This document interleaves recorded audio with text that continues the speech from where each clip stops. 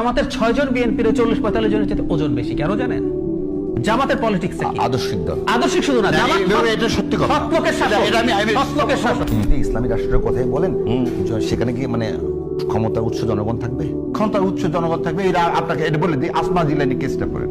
আপনাকে একদম বলে পাকিস্তান আসমা জিলানি কেসে বললেন যে হাউ আমরা যখন বলি যে সকল ক্ষমতার উৎস জনগণ, এটা কি শিরক হয় কিনা? কারণ আমরা তো বলতেছি সকল ক্ষমতার উৎস আল্লাহ সুবহানাহু ওয়া তাআলা। আল্লাহ সুবহানাহু ওয়া তাআলা, you are the custodian to exercise this power. That's why আপনার নাম হচ্ছে আশরাফুল মাখলুকাত। আমি বুঝলাম, আপনি সেটা আশরাফুল মাখলুকাত। আর শেষ করে দিই আপনাকে এতটুকুনি, ইসলামী রাষ্ট্র চাবো এজ এ মুসলমান হিসেবে, দিস ইজ মাই ডিউটি, এবং এটাই আমি চাই। এটাকে মানুষ যদি বেশিরভাগ মানুষ পছন্দ করে আমাকে ভোট দিবে, পছন্দ না করলে ভোট দিবে না।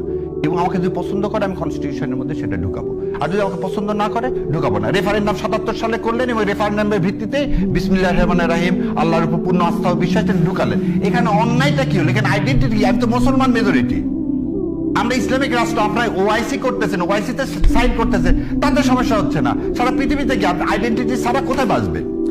আমার মনে হয় I make this point clear. Okay, আমি কিছুদিন আগে রাজশাহীতে একটা তালিকা এসেছিল চাঁদাবাজের, জি 80 জন বা কতজন, কয়েক মাস আগে। তো ওখানে 40-45, সত্য মিথ্যা পরের আলোচনা, 40-45 বিএনপির, 6 জন জামাতের, ওই নিউজের মধ্যে আসছিল। আবার বলছি ঠিক পরের কথা। আমার বক্তব্য হচ্ছে জামাতের 6 জন বিএনপির 40-45 জনের চেয়ে ওজন বেশি কেন জানেন?